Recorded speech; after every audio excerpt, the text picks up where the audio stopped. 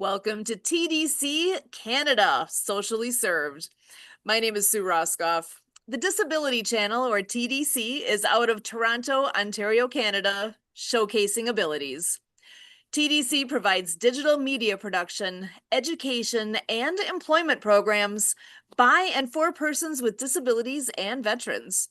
It's through media, training, and community partnerships that we create opportunities where we cultivate inclusion and truly make a difference for everybody. Joining me today is my co host, Michael Martin Hummel.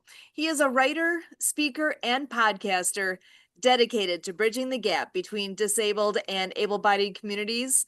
Michael, it is so good to see you. How you doing today? I'm good. It's good to see you too. So give us a quick update. I know you had your big event just this last weekend. How did that all go?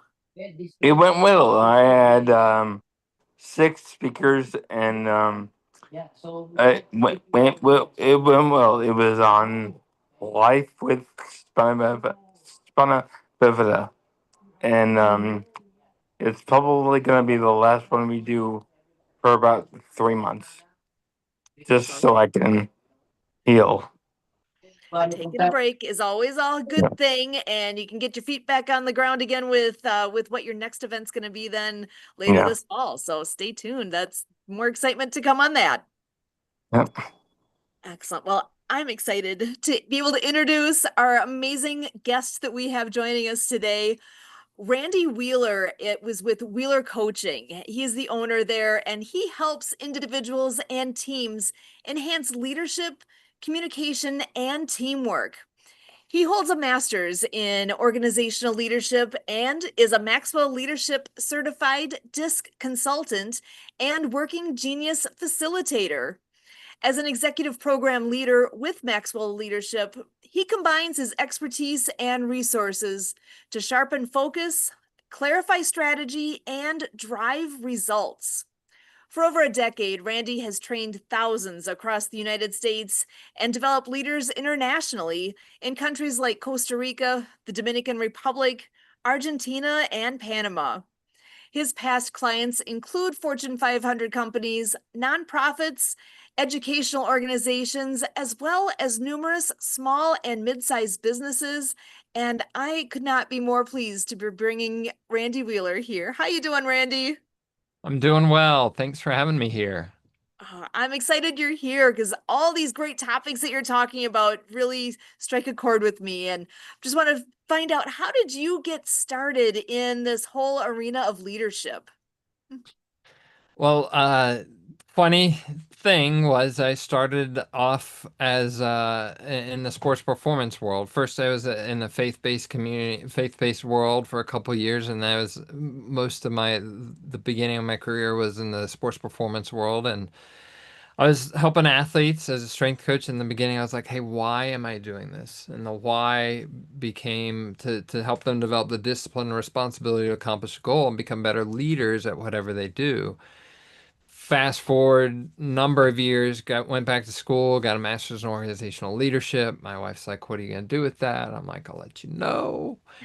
And then I learned a friend of mine was part of what at the time was called the John Maxwell team, and shared with me about it. And I took a day, kind of thought about it, and my wife's like, "What are you thinking?" And I told her, and she said, "Well, if you don't have a clear no, then go for it. And when your wife says go for it, and it requires you investing some resources, you go for it before she changes her mind." So I joined the team, and it gave me what I'd call a practical MBA on how to develop a business and developing leaders. Joined the team um, to be able to expand my reach because I was getting restless. I was like, okay, I'm building leaders here. I know I am. I've talked to some of those former athletes, and I know they're making a difference and they're leading where they are. But I was like, if I can help people lead better at work, it helps them lead better at homes, transforms communities. If I can help young people see they're not just the leaders for tomorrow, but they're leaders today, it'll transform communities, it'll transform schools, and that's why I do what I do, because I agree with the thought that everything rises and falls on leadership. And all of us are leaders because leadership is influence. And as long as we're breathing and communicating and interacting with people, we're probably influencing somebody in a positive or a negative direction. And if I can help more go to the positive direction and lead better, then hopefully it makes a small ripple of impact that will reach out well beyond me. I absolutely love that. There's so many things that are going on in your corner of the world here where you get that opportunity then to make that difference with others and show others how they can do things that they maybe didn't think they could. I mean, do you encounter that often where people are just kind of doubting themselves and are looking for whether it's what's next or trying to figure out how to do better with where they are? Is that the folks that come to you, are they more in that struggle scenario, or are they maybe those that are well into the leadership world and just trying to hone some skills? But do you have kind of a couple of different populations like that that you encounter? Yeah, a lot of time it's just needing better clarity, needing better focus, better ability to go from where they are to where they want to be. That's especially when it's the higher level leaders. It's okay. You're so busy doing the work that sometimes you need to create that time to stop and pause and have somebody help you think into where you're going because it's work. I mean, the higher up a leader goes, the more they need to create time and space to think into their leadership. If you own a business, if you run a business at the highest level, a lot of your job is thinking kind of vision or kind of thinking more before other people. That's what a lot of your job is. And some people, it definitely helps to have somebody there to help them think because we can't see because we're in the frame. Then you move into other roles in the organization. They don't know what they don't know. So my role becomes either, hey, let me put you in a round table with other leaders and let's use a resource. I'm licensed to use a lot of John Maxwell's content. He's written 92 books on leadership. He kind of knows a thing or two about it. And that starts the conversation and helps them learn with other people how what does it mean to be a leader? Because I'll hear the higher level leaders say my people won't solve their own problems, or I need to get out of the weeds, but they don't know how to lead. They're not saying it exactly that way. Usually it's like they don't know how to solve their own problems or they won't take initiative or things like that. So helping them, and one of the roundtables I'll do is I'll start with using one of John's books, Developing the Leader Within You 2.0, because if you can lead yourself, you're going to be able to lead others better. So let's start with how are you doing at leading yourself and what does it mean to be a leader? So those are kind of the different challenges I see leader that bring people that people come to me with. They also come with me with my people don't listen to me, they don't understand me. So that's usually a sign that you don't understand your communication style or your team. So let's figure that out. And I had a did a communication workshop with an organization, and at the end, I've almost all my workshops, I'll go and I'll say, "Hey, what's your one action step?" A mentor of mine phrases it, "Learn a little, do a little." I want them to, yeah, we learn, but what are we going to do with it? So we go around the room. He start with all the other leaders, and we get back to the owner of the business. He's sitting there with his arms crossed, and he's like, "I need to change how I communicate with my team." And to his credit, he continually has worked on it, and he has gotten to a point. He got to his team to a point that because at first he's like, hey, I don't want to have to be here all the time. I want the business to run without me here, and the business can run without him there, and it does run without him there, and that's what every business owner ultimately wants is that it's not stuck with them having to be there. Uh, I mean, it's not going to be that way in the beginning, but over time, it should grow to that if it's that kind of a business.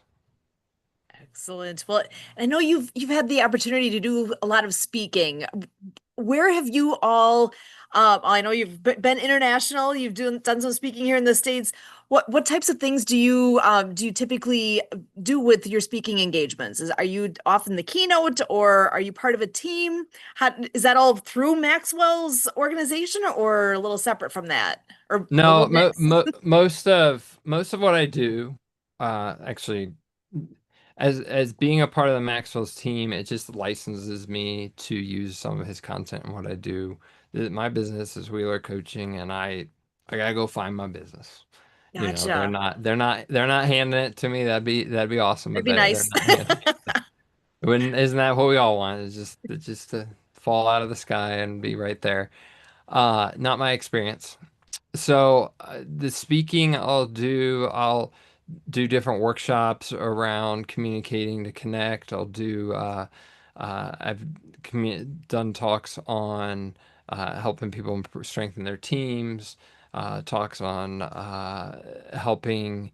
I've done talks with helping build a culture of that develops to develop leaders. That one I did for a group of sport coaches that right before releasing a resource of mine, a book of mine called Lead Like a Champion. So a lot of it will be customized to their needs. I didn't necessarily start the business to be traveling all over just giving this one talk ever in different places. I mean, I have a talk I'll do on understanding an intergenerational diversity, so to speak. Understanding the different generations that there's up to four generations in the workplace right now, and every generation is a little different. So how do you lead them? How do you communicate with them? And I'll do a talk on that. So if it has to do with leadership, if it has to do with communication, if it has to do with teamwork, the topics generally surround those three, align with those three themes. Excellent. Well, and I know you have a website. You make sure to tell us what that is and best way to connect with you and your company. Yeah, leadwell.biz or wheelercoachingsystems.com. Either one will get you there. Um, and if you go there, there's a spot where you can get a free leadership ebook, uh, and and that's a great resource. There's even a leadership assessment for you on that page. Best way to connect with me is through there, or also you can reach out to me directly through LinkedIn or my emails, randy@wheelercoachingsystems.com. Excellent. Well, Michael, go ahead. I just have one question. Yeah. If is there any tips, like one to three, that you could give someone who would have maybe an England or an interest in being a leader to get closer to where they want to be? So tips on how to develop as a leader. Am I hearing the Yeah, question right? yeah, yes. Okay. Um, this is gonna sound not profound. Lead something. So one of the best ways to develop our skills as leaders is to volunteer to lead something. And why do I say that? Because when we volunteer to lead something, especially if it's all volunteers, we have this much power, zero power. So therefore, we have to develop influence. Leadership is influence. We have to develop relationships. The difference between leadership and management, I'm going to get a nerdy moment just for a second. Basically, management is systems and processes.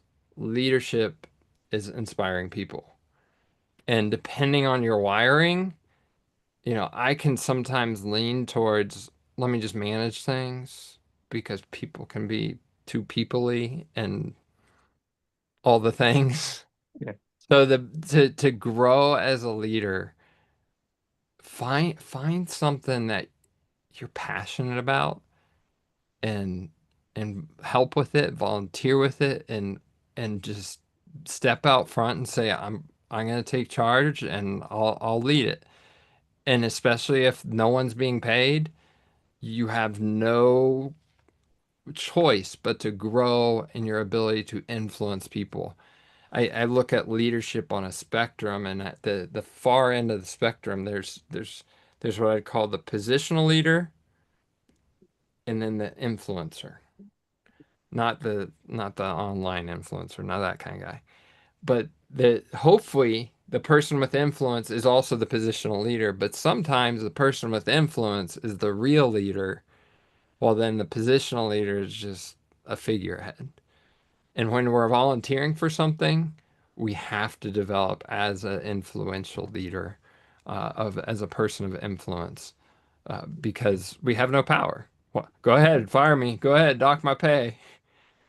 You're not paying them anything. They're Yeah. giving you their time, and Yeah. and and it forces us to learn how to work with all kinds of people. I mean, that would be my, I guess, my number one tip. My number two is, um, learn and apply. Learn meaning whether it's people, experiences, books, and then apply. Be around people that are further ahead of us. Be a, I'll sit and I'll interview. I've in the past I've interviewed people for my blog and just learn leadership principles from them. Um,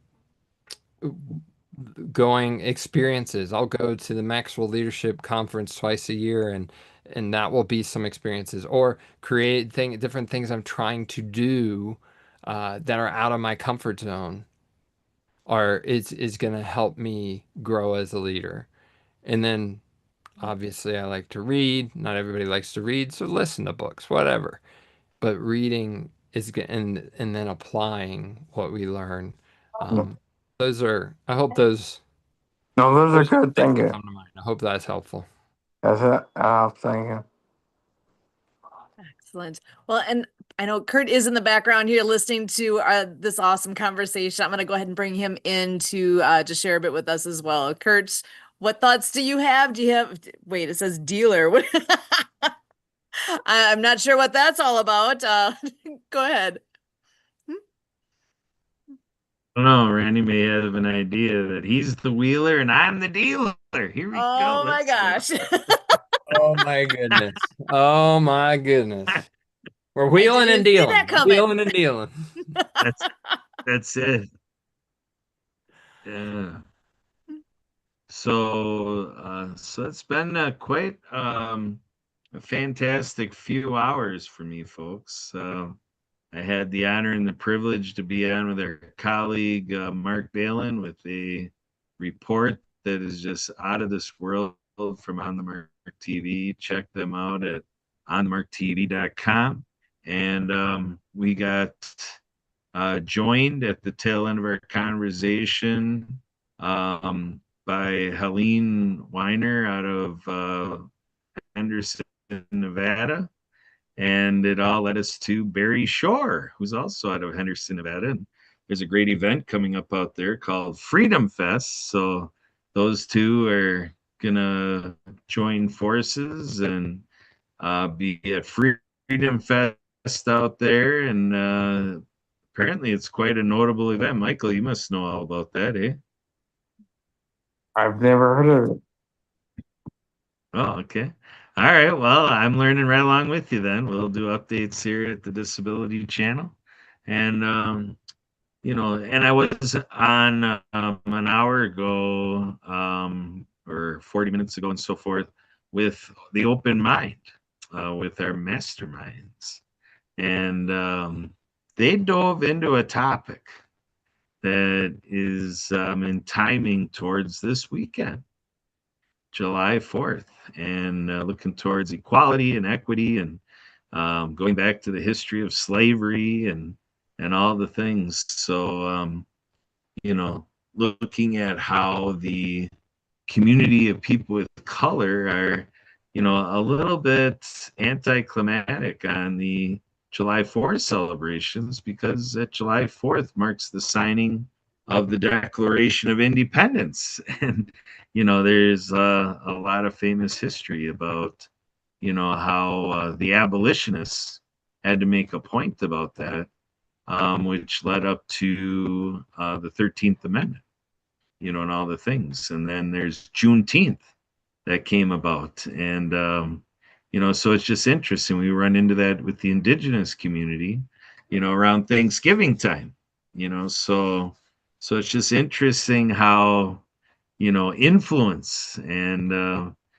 kind of taking a position and being leaders and looking at this point in time in our country with our administration and how people in the USA, that there's many people who are afraid for their future, afraid of being deported, and the exercise of government agency to break up families, and all of a sudden they're not in the USA. So it's an interesting time in humanity, and in the development of the United States of America, and right on the brink of celebrating 250 years. And so let's look at the history of the Disability Channel and Jay Stoyan, you know, looking at all of the big dogs in TV and the whole media industry, and all of television production. But if you look at ESPN and the Disney Channel, and with the History Channel, and NBC, ABC, Fox, and PBS, and looking at being the Disability Channel, how much are people with disabilities in the leadership of these channels? And that's why the Disability Channel was formed, is to really get out there and be an influencer, in this realm, and opening the floodgates for people with disabilities to be involved in television production and in the ownership of these corporations, and things like that. And then the veteran community came into it as well. So the disability by, with, and for people with disabilities and veterans, really disrupting the marketplace and what we're used to with TV. So I'm adorning a brand it's by Roger Persat, who is U.S. Air Force veteran. And wow, does he have the stories to tell. And we do a show with him through the World Ability Podcast Network. We met him through the No More 9 to 5 Club. And all of this amounts to support for Haitian Orphans Wish. So, and it's interesting to learn about the role that Haiti played in all we've accomplished here in the United States of America. So there's definitely a lot of history. In the last event with the Open Mind, it was put out the cliche about, he who fails to remember his history, is doomed to repeat it, doomed to repeat, history, because you're not knowing your history, not in touch with your history. So that is my thoughts, Sue. So you can go from history to herstory. What's your herstory, Sue? What is her story? Oh my gosh. Well, my story is for today being that we've had the most amazing conversation here.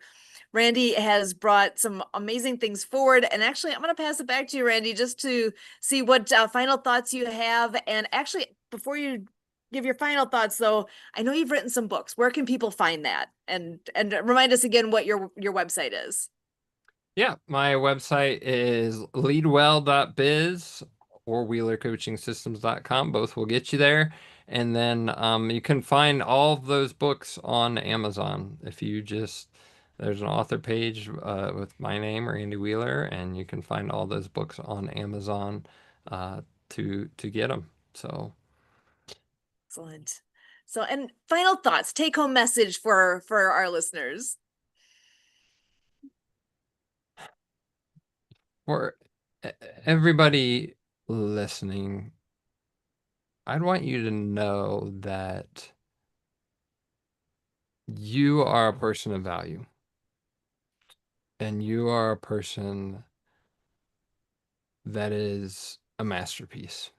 I don't know what life has brought, but you are worthwhile, you are valuable, and you are perfectly imperfect, and you can use your gifts and your abilities, whatever they are, because you have abilities and gifts and skills, and you use them to influence others, because every one of us is a person of influence. And that influence may just be the people in our home. That influence may just be our neighbors. That influence may be huge. I don't know. It may be people in a room that we're stuck in for days on end.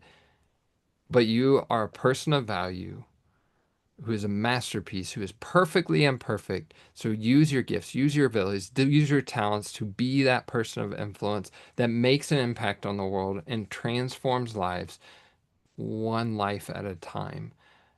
My in February, my brother lost his battle to cancer.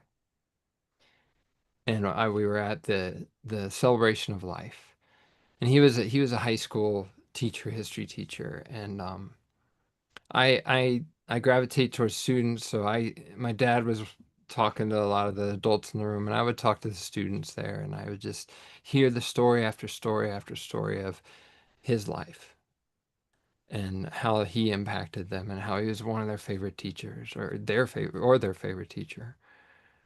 And when I think of my brother, I think of everybody listening, that he was like this rock. And when you throw a rock into water, it makes a ripple. And whoever you are that's listening now, later, whenever, know that you are a rock and your life can make an impact well beyond you. Just like I heard over and over from the people that interacted with my brother. So use your one life to be a rock and to make a ripple of impact with your influence. Awesome. Oh, what a beautiful sentiment. I love that so much. What a great day we've had here with the TDC Today Show. Well, actually, we have been the TDC Today Show. We are Socially Served, which is the new version here with what we're doing with the Disability Channel. And what a beautiful way to move into Socially Served here, being able to showcase Randy Wheeler and all the great things that he is doing and that beautiful message. So Kurt, Michael, Randy, for all of us here with the Disability Channel, as always, we thank you.